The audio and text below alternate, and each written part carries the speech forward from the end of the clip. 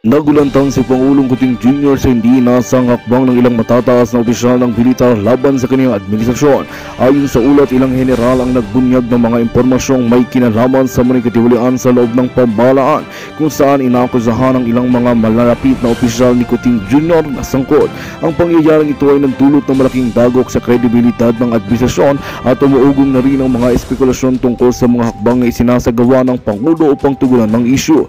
Sa gitna ng mga isyu, ilang opisyal na dawit sa mga aligasyon ng kanintawalaan at nakusang loob ng sumbungkol sa mga otoridad. Ito'y matapos magsalita ang ilang general na nagsisiwalat ng mga detalye sa kanilang mga iligal na aktibidad. Ayon sa isang mapagkakatiwalaang source, ang mga nasangkot na opisyal ay nagpakita ng kahandaan na harapin ang mga kaso laban sa kanila at ibunyag ang iba pang mga personalidad na sangkot sa anomalya. Samantala, patuloy na sinusuri ng pamahalaan ang lawak ng mga katiwalian na maaaring naapektuhan ang ilang malalaking proyekto ng gobyerno. Nananatiling tikom ang bibig ni Kuting Jr. tungkol sa mga susunod na hakbang kaugnay ng isyung ito. Kayonpaman, inaasang maglalabas ng opisyal na pahayag ang Pangulo sa mga darating na araw. Sa kabila ng kontrobersiya, giniit ng administrasyon na patuloy niyang paigtingin ang kanilang kampanya laban sa katiwalian at magbibigay ng hustisya sa bayan. Patuloy na inaabangan ng publiko kung paano tutugunan ng pamahalaan ang mga aligasyon laban sa mga opisyal na may kung iba pang malalaking pangalan ang lalabas sa investigasyon. At yan ang balitang ating pagkakatutukan. Ngunit bago ang lahat, siguraduhin mag-subscribe at ihit ang notification bell para sa patuloy na pagtutok sa mga suyap ng bagong balita sa tunay na boses ng masa.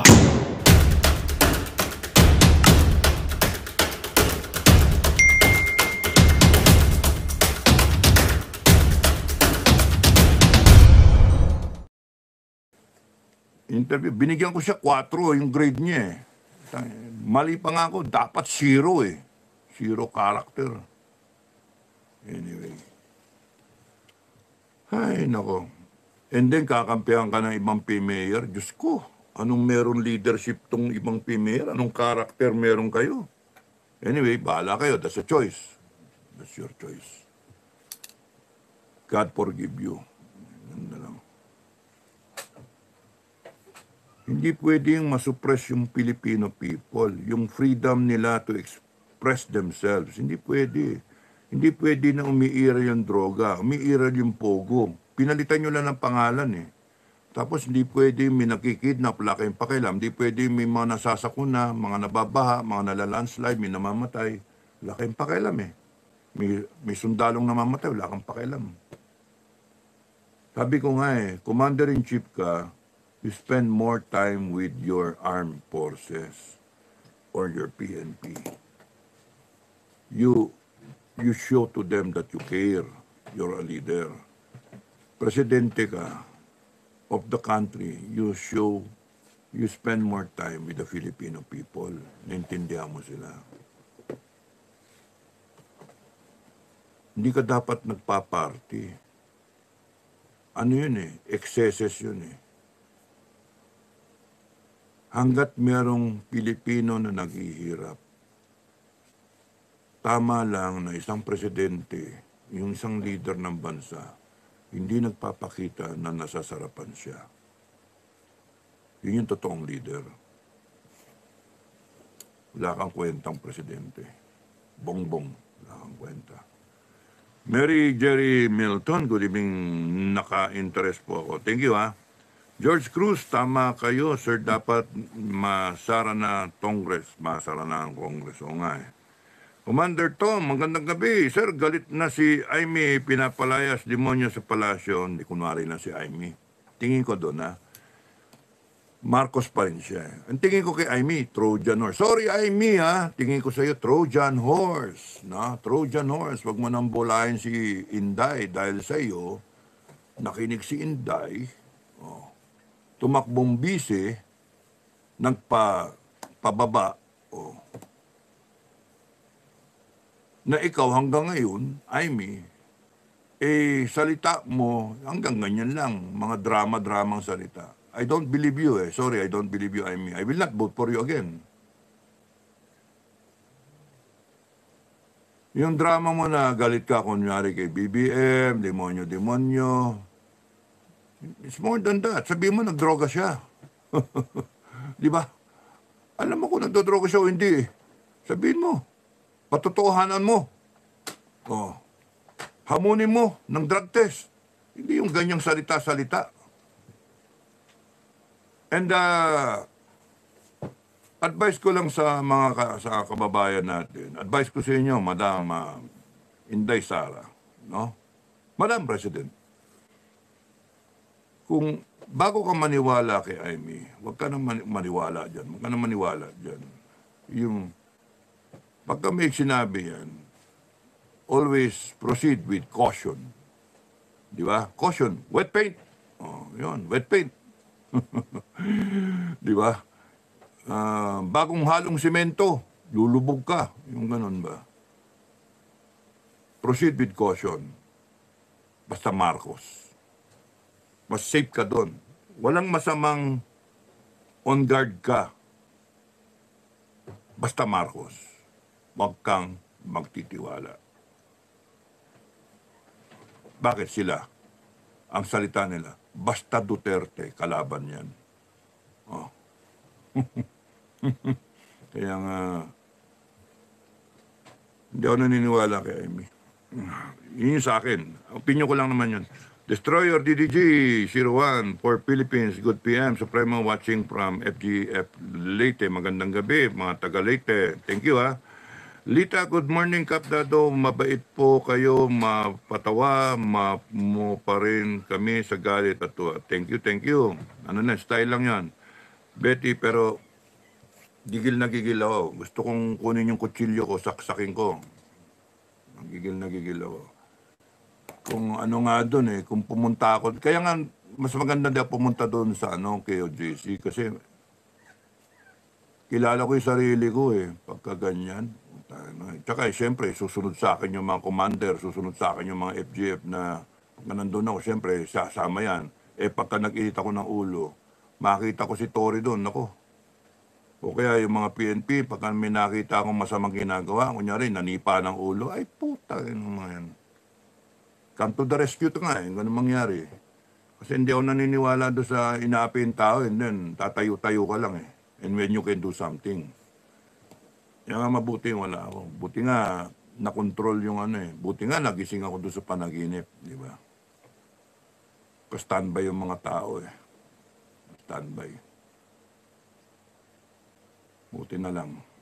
Kung hindi, kakita kayo ng ilan yan? 5,000? 100,000 yung nakahandang tropa. Gulo nun,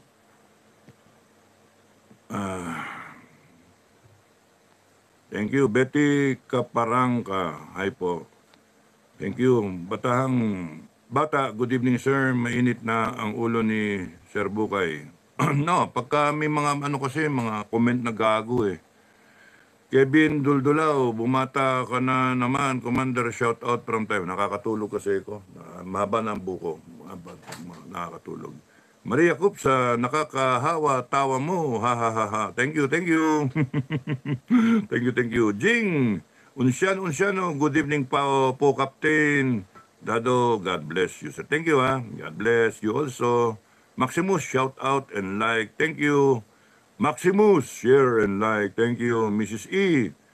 Thank you for the Cookie Monster. Lionheart, haha, enjoy ako sa iyo. Ito, WTC graduate din WTC. Sorry, hindi. Ang tanga ko, no? WTC graduate din ako. Okay. Destroyer DDG 01 for Philippines. Share and like po ninyo, mga ka-FGF, para dumami po tayo. Marami naman tayo na eh. Vicky Mansion, thank you ha, Destroyer. Vicky Mansion, gawin ko nga si Destroyer na moderator. Okay. Standard moderator. Okay. Vicky Mansion. Ayan, moderator ka na, Destroyer.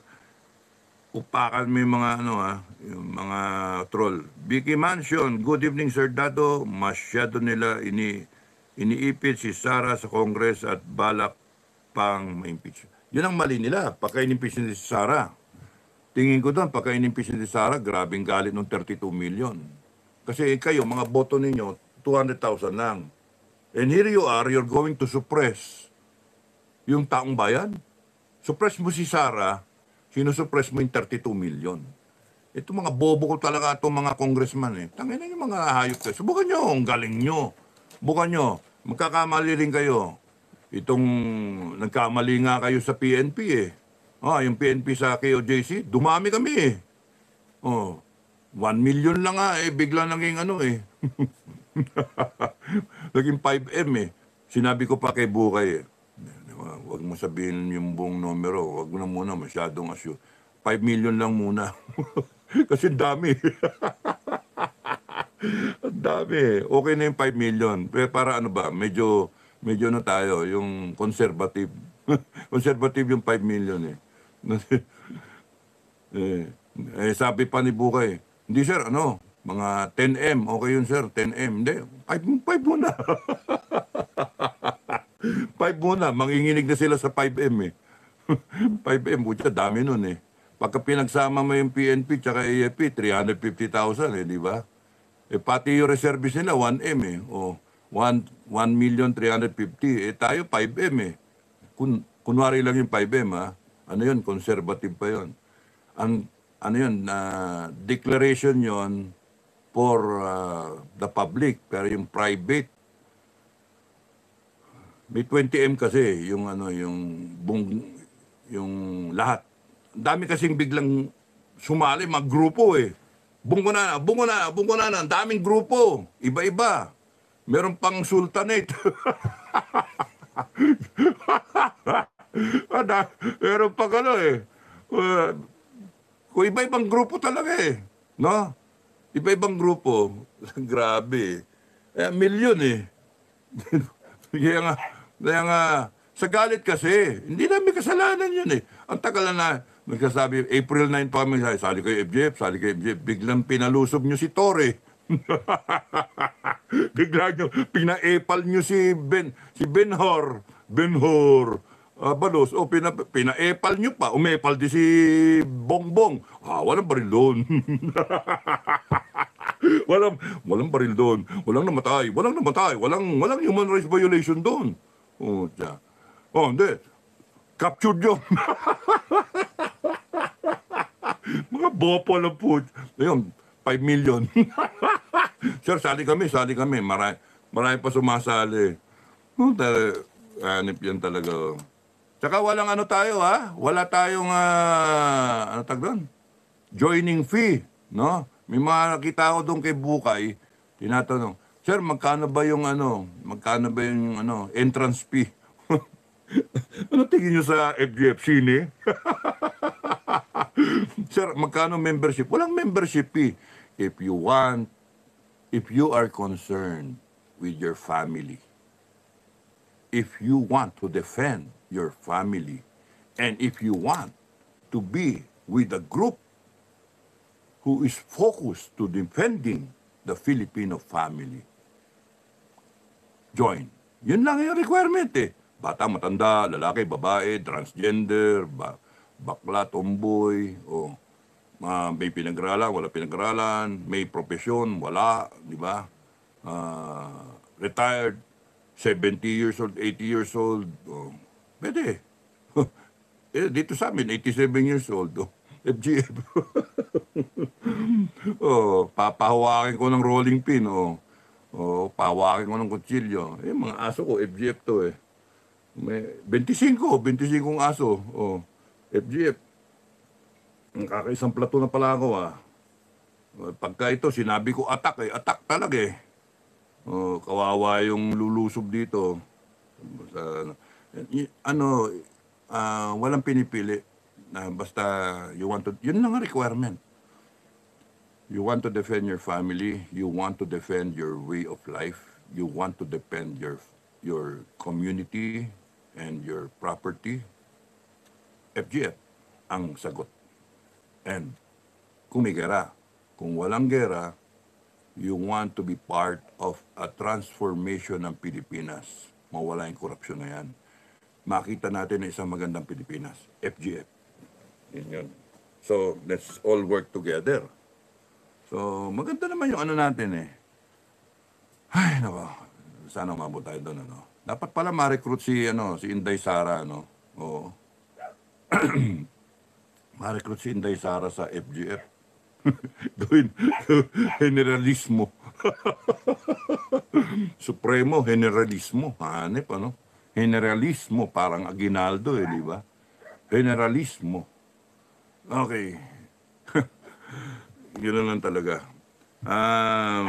Thank you, Vicky. UK School of Transformational Leadership. Thank you for voicing out the people's voice. Thank you. Ay, ikaw to, no? Ikaw to, doktora? UK School for Transformational Leadership. Ayan, si doktora to, no? Mary? Thank you, Thank you for watching. Armado Asiyo watching here, Ifugao, Benguet.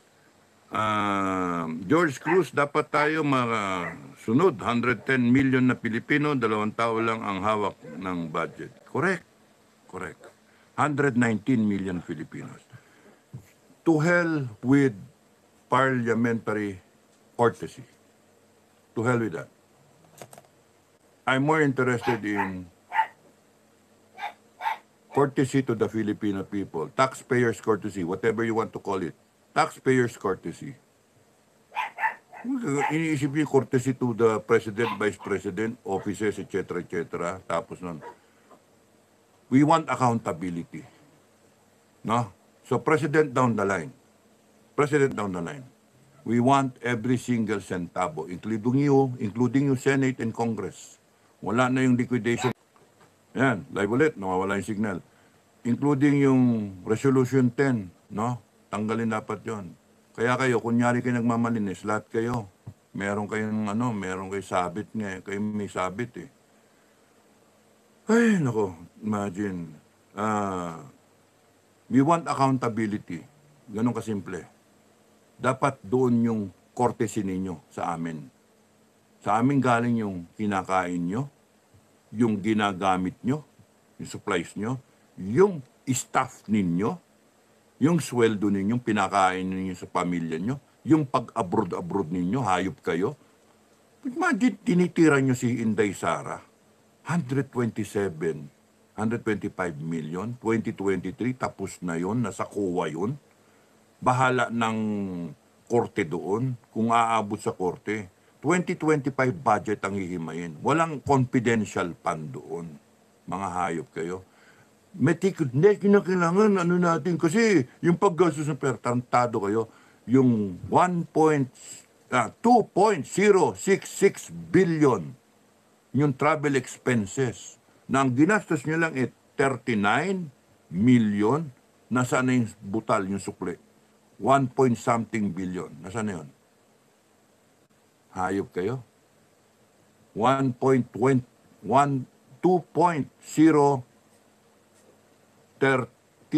40 something billion, nasaan na yun? Ginastos nyo?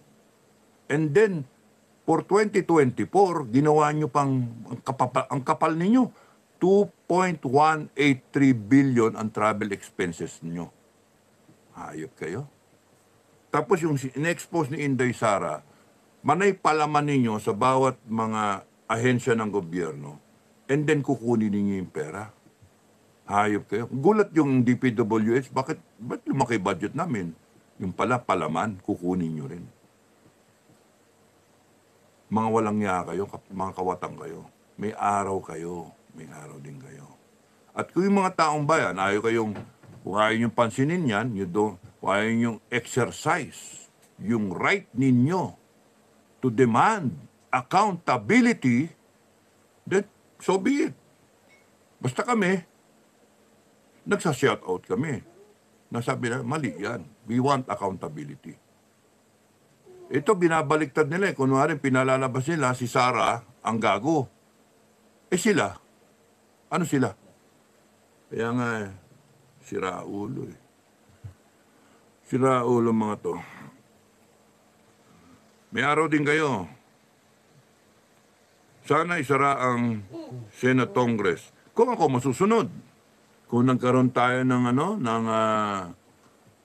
people sa ek-ek, kung ano mangyari, kung ako masunod, sara ko lahat yan. At impose ka agad ng death penalty, imbestigahan kayo, SALN versus your assets, house arrest kayong lahat, walang makakalis ng bansa ng mga politiko, house arrest lahat kayo, except for some. Specify namin kung sino. And then tapos nun yung ang mangyari dyan, yung mga pagka kayo nakita na ano kayo na hindi ma-explain ninyo yung wealth ninyo, SALN versus assets, hindi nyo ma-explain, summary trial na yun, execution na kayo. Tignan ko kung di tumino ang Pilipinas. Bakit ako manghihinayang sa buhay ninyo? Magnanakaw kayo. Tanong, bakit ako manghihinayang sa buhay ninyo? Kahit langit nga kahit si Satanas matatakot si Satanas sa inyo. Kasi magiging ano niya magiging kompetensya sa kasamaan nako, yung langit di kayo tatanggapin talaga. Dami niyong winalang yung Pilipino na dapat sumumpa kayo over a Bible na you will uphold the Constitution. Kaya taong bayan, ang ano natin, we will uphold the Constitution, ganun lang. Hindi tayo sumumpa. Kita niyo yan sila sumumpa, tayo hindi. So sino may sabit? Sila. Sumumpa sila Humingi sila ng boto, tumakbo sila, nangako sila, nangumpanya, binoto natin, and then sumumpa sila. Bakit tayo? Hindi tayo sumusumpa. Tayo yung amo. Tayo yung amo, kailangan natin na may magpapatakbo, may nag-volunteer, ayan, nanalo. Kasi out of 10 presidential candidates, we decided BBM is the best bet. Nagkamali tayo. Budol pala. Durugista pa. Sabi ko nga in the past vlogs, board of directors tayo nga na isang kumpanya, yung nilagay natin presidente, kala natin okay na okay, biglang nabalitaan natin, may nag-tip, isang pangalang Cathy. Cathy, na friend nung kanyang friend, no? Sinabi ni Cathy na nagdudurog yan ng cocaine. Nagsisingot ng cocaine. Alerted tayo. Ano ang gawin natin? Hair follicle drug test. Ayaw Inisnab tayo. Tumatawa lang Ano ang gawin ng board of directors? Sesante ka. Papairali mo yung angas mo, BBM, sesante ka. Kaya pag ako nagpapirma, kung pipirma kayo, BBM, sesante ka. Ganun kasimple. At kung maraming pumirma, maabot tayo ng 20 million, 30 million, tapos ka na. Tangina mo, hayop ka. Babaliktarin mo pa kami, taong bayan, tapos ngayon, kung maraming ayaw pumirma, edi, BBM pa rin. Yay, BBM, BBM! BBM forever! Maganon ba? Good luck, Philippines. Tanga talaga ang Pilipino. Then I will stop already. Bahala kayo, I'll retire na lang. Kasi, it's a waste of time. Di ba? You have to stand up. You have to stand up. We have to empower ourselves. Nag-iisang tingting ang daling baliin. Concept ng FGF. Nag-iisang tingting ang daling baliin. Sama-sama kang tingting na hindi mababali. Matapang ka. Kung sama-sama tayo, matapang tayo. Kung sama-sama tayong ine-empower yung sarili namin. Papirma ko. Copy-paste nyo. Papirma rin kayo. Copy-paste nyo rin. Isipin ko pa kung ano ilalagay ko Isipin ko pa kung ano. Gusto ko simple lang Straight to the point. Nang maraming ek-ek na high-polluting Gusto ko straight to the point. Ano na nga parang for culpable, parang ganun, for culpable violation of the Constitution and betrayal of public trust. We, the sovereign people, terminate your services as President of the Republic. Parang ganun ang dating. ano tayo, yung parang style board of directors, stakeholders tayo.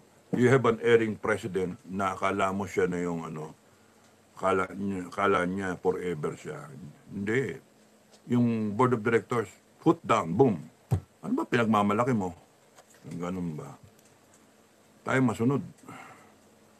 And they keep on dividing the Filipino people. They use trolls to divide the Filipino people. They use mainstream media to bring out fake news para mahati tayo. Yun. Pero mas marami tayo eh. Mas marami tayo. Kaya nga, it's just a matter of empowering ourselves. Claiming that tayo yung tama, kayo ang mali. Ganun lang kasimple. Tayo yung masusunod, ano lang kayo? In-implement namin yung Constitution. Kayo, hindi nyo in-implement yung Constitution, ginago nyo nga, binaboy nyo nga eh. Binababoy nyo lahat ng ahensya eh. Ngayon, ang pinupunti rin nyo, babuyin nyo yung armed forces. Putay na kami, kalaban nyo, pagkababuyin nyo yung armed forces. Ang dami namin retired na iniwanan yung armed forces na matino. No? Maraming mga magagalit sa inyo, bababuhin yung armed forces. Sa mga AFP na nakikinig, ang advice ko lang sa inyo,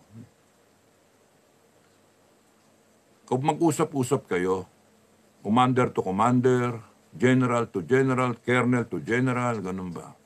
Junior officer to seniors, mag-usap-usap kayo. Enlisted men to your company commanders, usap-usap kayo.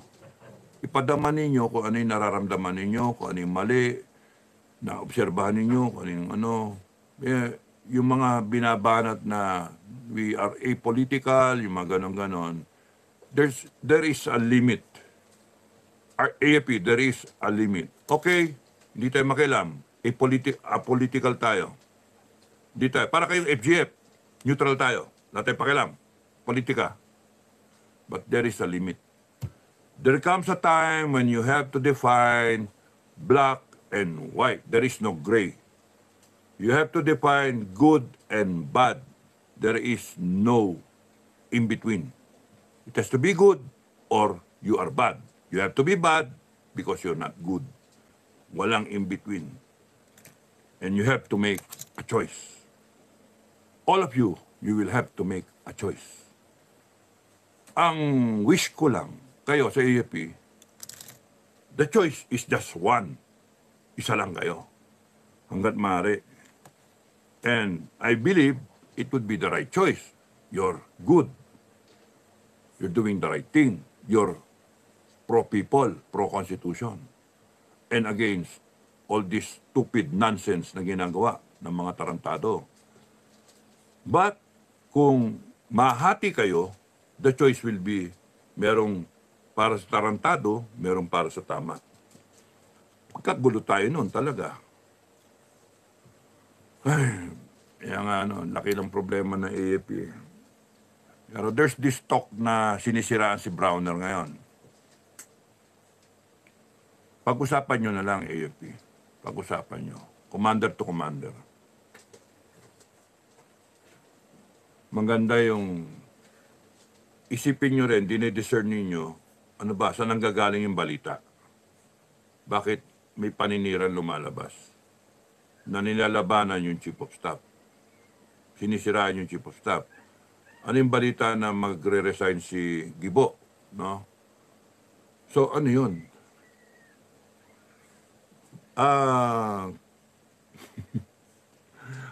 ayokong